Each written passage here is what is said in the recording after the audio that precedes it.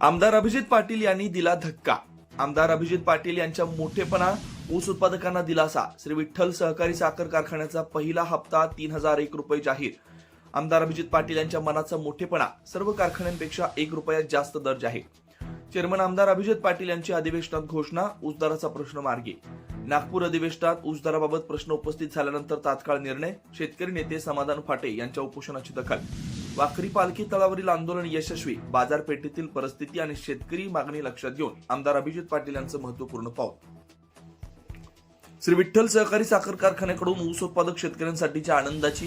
कारखान्याचे चेअरमन आमदार अभिजित आबा पाटील यांनी कारखान्याची पहिली उचल प्रति टन तब्बल 3000 रुपये जाहीर केली आहे. नमस्कार.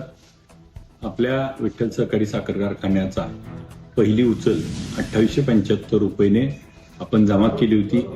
30 नोव्हेंबर पर्यंत आपण बिल देखील अदा केलं.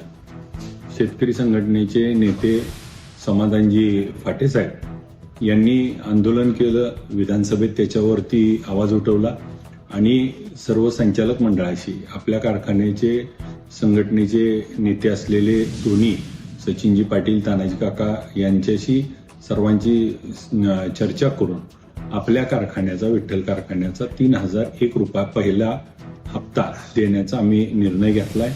मी विधानसभेच्या अधिवेशनात असल्यामुळं मला हा निर्णय घ्यायला उशीर लागला, परंतु 3001 रुपये आपण त्या ठिकाणी अदा करूया.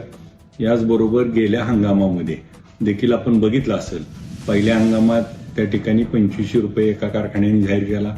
आपण 2550 रुपये म्हणलो.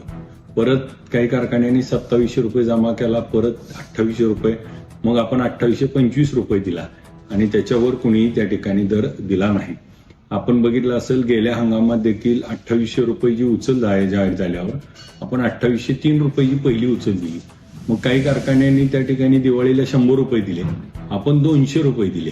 3003 रुपयेचा उच्चांकी दर दिला आणि गेल्या हंगामातले 500 रुपये देण्यासंदर्भात आम्ही त्या ठिकाणी सरकार आणि साखर आयुक्ताशी संपर्क करून त्या ठिकाणी ती देण्यासाठी देखील प्रयत्नशील आहोत.